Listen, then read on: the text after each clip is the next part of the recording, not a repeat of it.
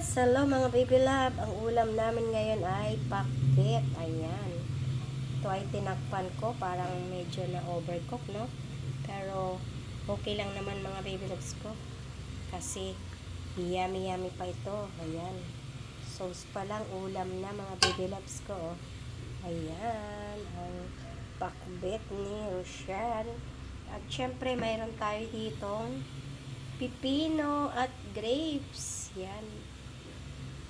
Nilagay ko yung pastel dyan sa pipino at grapes.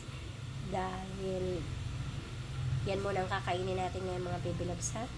Diet muna tayo ngayon. At mayroon dyan lettuce sa ilalim. Ayan ang aking pagkain. Pero ito pala baby love, yung ginawa kong to, order to sa akin. Yan. Thank you for watching. Yan, bibigay ko yan kay Olive kasi umorder sa akin si Olive. Yan, para healthy naman yung kanyang pagkain, di ba? Masarap kasi itong pastel ulam dito sa sa pag may pipino tayo at may lettuce. Ayan, masarap yang kainin mga baby loves ko. Ayan, gawin nyo to sa bahay nyo dahil yan, healthy yan sa atin. Yun lang, para naman paminsan-minsan gulay at veggies tayo. Lang. Thank you for watching mga baby love. Ingat palagi at huwag niyong kalimutang ngumiti dyan. Smile naman mga baby loves ko.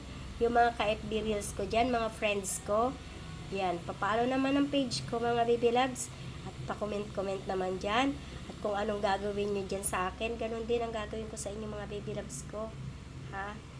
Pag ako nagpapalo, talaga namang iniiwanan ko palagi ng bakas yung inyong mga kabahayan dyan. Thank you sa panonood at mag-iingat palagi sa araw-araw ng ating mga ginagawa. Yun lang. Happy lang. Thank you. Bye-bye.